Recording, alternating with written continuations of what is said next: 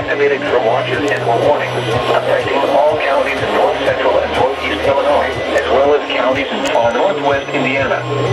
Reception of this broadcast in the alarm tone will vary at any given location. This variability, normally more noticeable at a distance from a given transmitter, will occur even though you are using a good quality receiver in perfect working order. This concludes the tone alarm cast. We will now return to our regular program.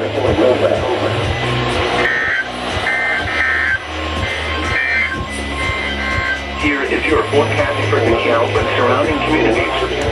For today, partly cloudy. Highs in the upper 50s. Northeast wind